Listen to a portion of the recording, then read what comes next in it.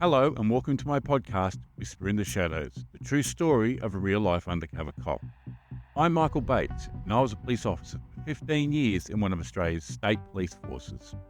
I was also an undercover cop for over 2 years, and all the episodes of this podcast are my true stories of what it's really like to be an undercover cop.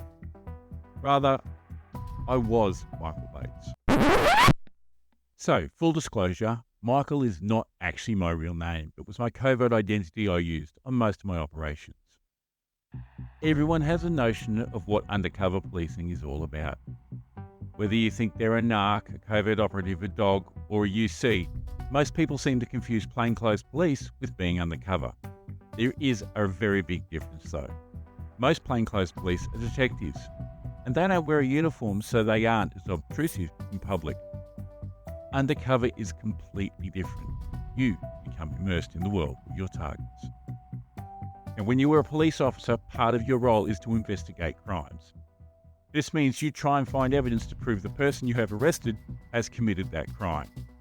This evidence can consist of physical, verbal, video, and witnesses. When you're an undercover police officer, though, you are the evidence. And you are the reason someone gets convicted of the crimes. That is both exciting and dangerous. So let's get on with the next episode.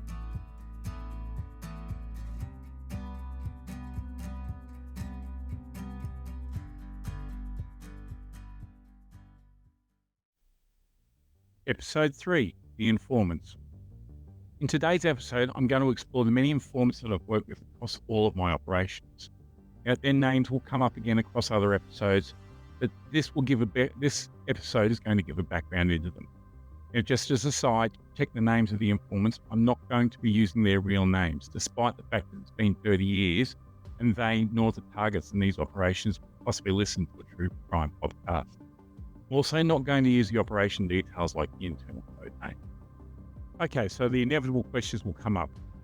Isn't the information you're giving away going to identify these people? Well, no, I'm not going to use anything at all that is going to be able to identify them. In fact, you're probably more likely to work out who I am than who they are from the information I give.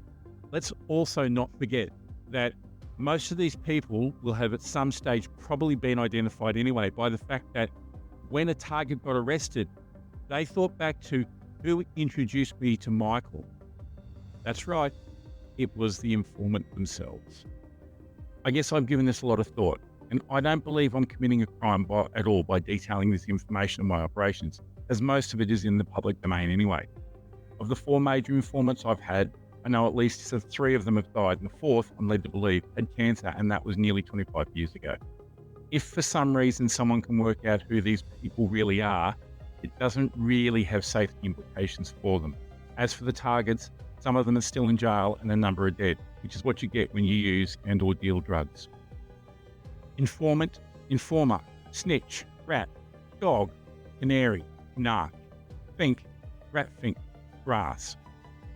There are many names for someone who informs on criminal activity for or to the police. Basically, an informant is someone who secretly provides information to police or another law enforcement agency.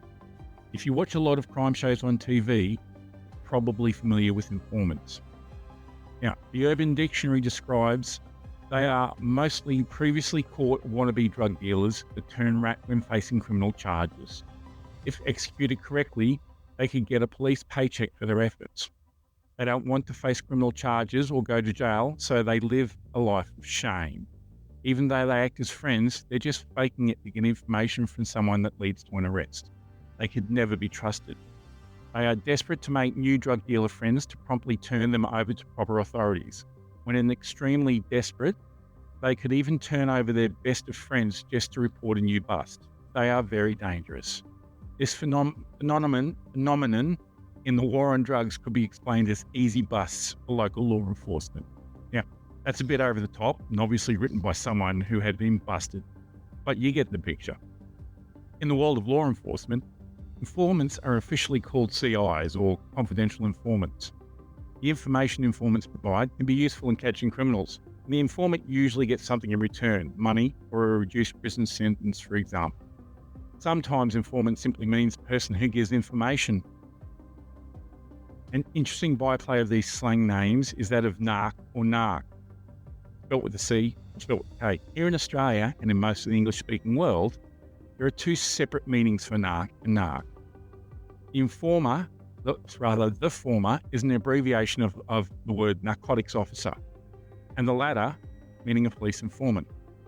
I was a narc with a C, and my informants were narcs with a K. Danny. Now, he was a low-level dealer and a very high user.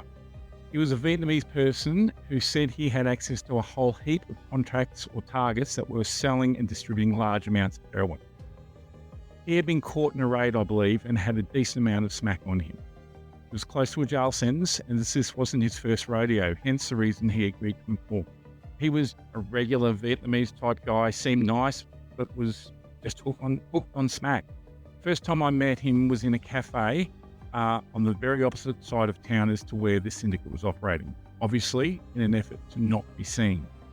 But it was the 90s, and it wasn't as big a city as it is now. The real interesting part came when I discovered my real home was very close to where one of the targets lived. But that's another story. So I meet with his informant, and we're going to call him Danny. He's very nondescript, to be honest, about 165 centimeters, scrawny with a mop of dark hair. He was obviously an addict, as it was about 30 degrees and he was wearing a long sleeve woolly type shirt. And he looked like he hadn't slept. My controller introduced me as Michael and told him I was the undercover he would be working with. We went through some things like he wasn't to tell anyone what I really was or that he was working with the police. He wasn't to take drugs in front of me. His role was to introduce me to the targets, vouch for me, and let me buy and handle both the money and the drugs. I'll repeat that. His role was to introduce me to the targets, vouch for me, and let me buy and handle both the money and the drugs. Now, Danny was still using, despite his protest that he wasn't.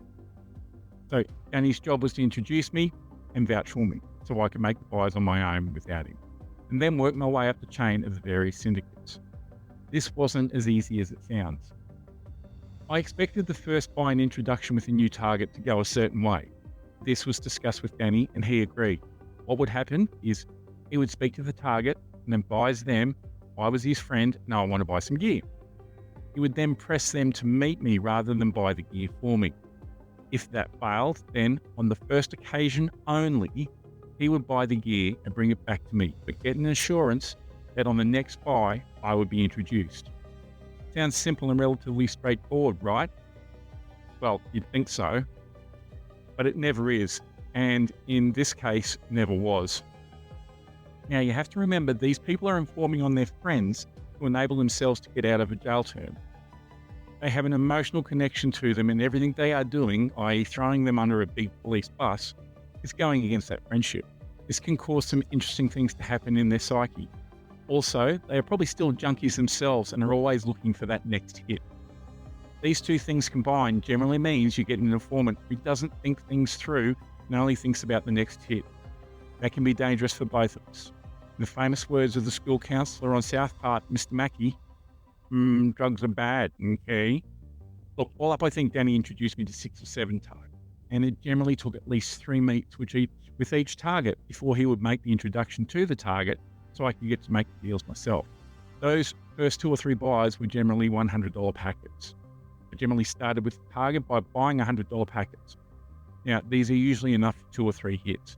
We would only buy them for this reason, to use or to find out the quality of the product, which was my excuse for buying them. Okay, so here's probably a good place to talk about buying and selling heroin, how it's generally sold, and how someone makes money from selling it. Back in the mid-90s, heroin was sold either in a packet, as a gram, as a quarter ounce, half ounce, or full ounce, or so on, if you were being a major supplier. An ounce of heroin is 28 grams, half ounce, 14 grams, and a quarter ounce is 7 grams.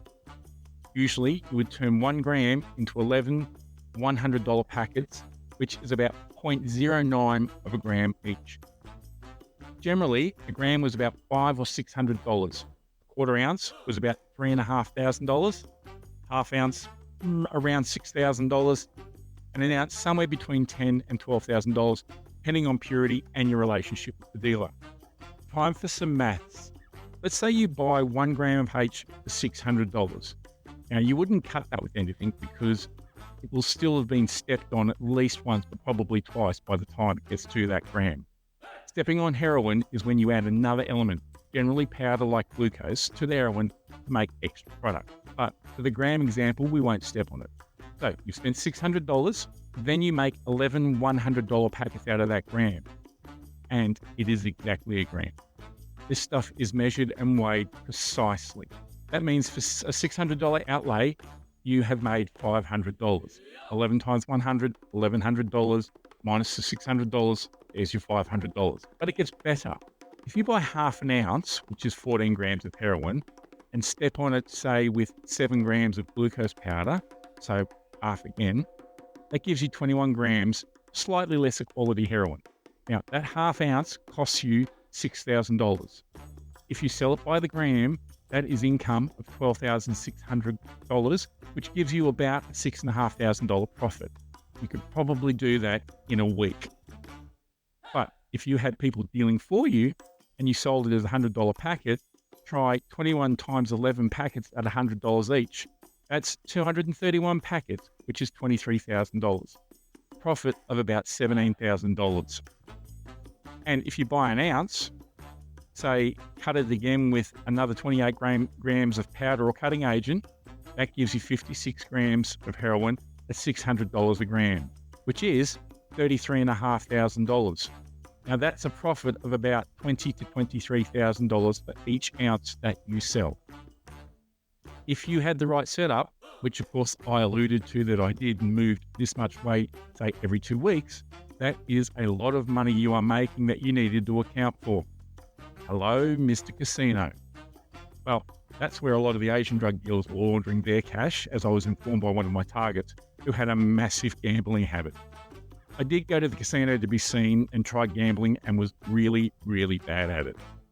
So instead, I came up with some inventive ways of allegedly laundering the cash to give me a clean income stream if I was investigated. So you can see why some people get caught in this lifestyle, but generally it isn't the users who are making this money. Most users sell enough to keep their own habits going, not unlike many of my targets that I dealt with throughout my operations. Right, so I circled back to the introductory buys Danny was doing for me of the $100 packets. Danny would organise the first meet and I would drive him there.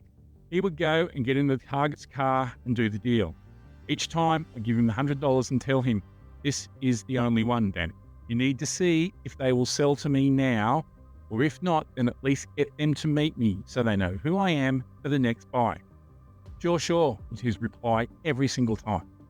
And every single time, he would go to the car, have a conversation, buy the drugs, and come back to me with the packet. When I questioned him about why I didn't get an intro, his reply was always the same. Oh, they not trust you. They only trust me.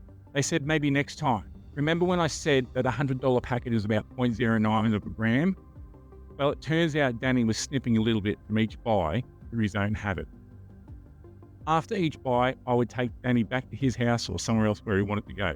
Then I would go straight to meet my controller, give him the packet, and it would be weighed, photographed, and then entered as evidence. My controller would then be responsible for the chain of custody, having the drugs put into the various evidence lockers, as well as sending them off to the labs to get tested for content and purity. I mean, we always did a field test and it was definitely heroin, but courts needed more than just our say-so. So here's the thing, the weight of the packets was always about 0.07 of a gram. Obviously, this is how I worked out that Danny was snipping some, and also why most targets needed at least 2, sometimes 3 attempts for me to get introduced. Now it all came to a head in what I affectionately call the car park incident. Danny and I had a meeting with my controller where he was told in no uncertain terms that he wasn't holding up his end of the bargain. He needed to either start introducing me to the targets, or he could just go back to court and the police would remove their secret letter advising the courts of his health, which was keeping his ass out of jail. Sheepishly, Danny agreed that at this next buy, I would be introduced. So we head off to the next location, rather to the meet location, which happened to be the car park of an outer suburbs tavern, which at the time was a notoriously rough establishment. Think sawdust on the floor. The target is already there waiting for us. Danny looks at me and asks me for the money. I said, mate, you need to get your skinny ass over there and get them to let me do the buy. I'm not giving you any money. But then he gets out of the car and walks 25 meters or so over to the target's car. Goes to the driver's door and has a conversation, looking back nervously at me. Then he comes back to my car, gets in the passenger seat, and looking dejected says, "They will only sell to me this time. Then next time they promise to meet you." Now, I exploded and I told him he was going to jail. I'd had enough. I gave him the $100 because we really needed an in into this target, and told him that he could only buy it if they agreed to meet me right now and sell to me next time. Okay, he said. So he gets out of the car, goes back over to the target's car, and this time gets in the front seat. Fuck, I thought to myself, he screwed me again, the little shit. I can see him pointing over to me and then handing the money over to the target. He then fidgets around a bit, gets out and comes back towards my car. As he's doing this, the target starts their car and takes off. I was furious. You could see the look on Danny's face. It was somewhere between being pleased with himself, but also being aware that he'd stuffed up. He gets back in the car and hands me the packet. "What the fuck?" I yell at him. "They said they would meet you. I was coming back to get you." "Bullshit," I roared. Mate, I was pissed off. I then did something that was completely out of character for me, but in hindsight was the best thing I could have done. I reached back behind my back and pulled out my gun from where it was sitting in my jeans in the small of my back. Yes, like a real gangster. I grabbed him by the shirt, dragged him across the front of the car and put my gun in his face and yelled, "This is the last time, you little piece of shit. This happens again, I'm going to pull this trigger in your mouth and bury you in the bush. Do you understand?" His eyes were as wide as saucers, and I could feel him trembling. He certainly didn't expect that response, and to be honest, I didn't know it. I didn't either. It just happened. He nodded his head furiously. He couldn't speak as I had a gun jammed in his mouth. When I relented, he said, "Okay, Mick, okay, I will introduce you next time." I said, "To every person, Danny, this shit of you snipping the buys stops today. Next time, you will introduce me to every person or else, and I will do the buy. Understood?" I can only imagine what that must have looked like from the outside of the car. Funny thing is, not one person in that car park tried to intervene or actually even looked our way. There were no police reports or anything of the kind. Car registration wasn't even reported to the police. Danny kept his word and introduced me to each target he had made buys from, which meant my operation was off and running. I really had no more need for Danny, but I did keep a tight leash on him.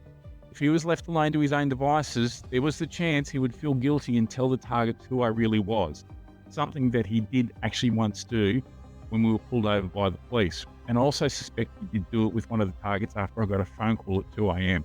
But that's another story. At the close of the operation, he was picked up with everyone else as a show, and the matters he was originally arrested for and given the choice to inform for were finally dealt with. Betty. Now, Betty was one of the more unusual informants I had. Betty was a man who was gay and had preferred the he, she, her pronouns, although in those days she just preferred to dress and act like a woman. Now, she'd been caught with speed, I believe, and as part of her deal, she was going to give up her dealers as well as some of the dealers in the underworld of strip clubs and gay bars. This was always going to be a difficult job and was going to put my acting skills to the test. You see, the cover story, the only cover story we could really come up with that was going to be convincing, was that I was Betty's plaything and I too was gay. Bear in mind, I was happily married to a woman at the time as well. The main reason for this was twofold. One, a straight guy in his circle would scream undercover cop. And two main targets were both sleeping with Betty. Although they weren't gay per se, they just had sex with her. The only way to meet them without raising suspicions was to be at her house when they came around to take her out. And to be at her house, I had to be gay and her new plaything or boy toy. I know, right? As part of any operation, I had to have a safe house. Somewhere that I could meet targets if I need to, but also somewhere safe that if I was followed, would not put my real life or family at risk. This actually happened in my first operation where I was followed home to my real house. I'll cover that more in one of the upcoming episodes though. I had to find somewhere to live. There was a suggestion between my controller and Betty that maybe I should live there with her. Whilst I think my controller was joking, or rather I hope my controller was joking, I'm pretty sure Betty wasn't. It was never going to happen though. She lived in a one-bedroom apartment. I was not sleeping on the couch, and I was definitely not sharing a bed with her. That was investing in the cover story one step too far as where I was concerned. I eventually got an apartment that was close to Betty, but it was far enough away that I didn't have to see her every day. and the surveillance guys were able to wire up the place with recording devices and cameras. Again, story for another episode. Obviously, I had to build a rapport with Betty, which would make people not question that I was her gay boy toy. I spent a lot of time at her place learning about her. It even got to the point where she bought me clothes to wear and made sure I had a proper skincare routine to help me look the part. I look back now, and while I was given shit from the rest of the squad about it, it was quite an enjoyable experience. Betty often tried to convince me that I should see if I was at least bi, but to no avail. I am very much hetero and very much interested in women. That also nearly caused my cover to being blown, and a slight change to my backstory was needed, so we decided that I was going to be bi. You see, Betty was very, very good friends with a plethora of strippers. They literally lived in the units around her, and she used to run clubs. She was gifted free entry to every strip club in the city. We would come to a club, and the girls would, in varying stages of undress, come up and hug and kiss her, saying hello. Once I was introduced, of course, they would hug and kiss me too. We would go backstage to the dressing rooms where again we would get hugs and kisses from them, but this time they would be naked or near naked. Now, I was a young man who enjoyed the female form, the natural response of a red-blooded male when having friendly physical contact, such as hugging and kissing or showing affection, let alone just being with and seeing naked, stunning girls, was a physiological response of a rocket in my pocket. On one particular occasion, it must have been very, very obvious because Betty came up to me, whacked me in the groin with her hand and said, "You need to put that away. You're supposed to be gay. Gay men don't get hard over naked girls, honey." Whilst that smack did the trick, it wasn't going to be a fix. So we decided to change my backstory to being bi and not totally gay. That way, if one of the girls did notice my excitement, it wouldn't draw too much attention, which saved my bacon on a meet with a new target in another strip club. Again, story for a future episode. Betty was a great informant and was able to transition me into taking over buying from the targets and making that separate from her. As we move through the episodes, I'll outline some of those meetings and buys that she facilitated. Betty did, however, have a wealth of information on a number of important people, from politicians to a mayor, businessmen, and even church clergy. She told me a number of stories that left me in no doubt that my city had a very seedy underbelly and that people are not always what they seem, nor are they as squeaky clean as they portray. I'm not here to tell those stories, as they're hers to tell though. Look, throughout my time, I've also had a few other informants that would lead me to one-off buys or things like fencing stolen goods from break-and-enters. Again, these stories are going to be explored in future episodes of how I went about gathering out evidence on them. As you can see, I didn't only have to worry about myself.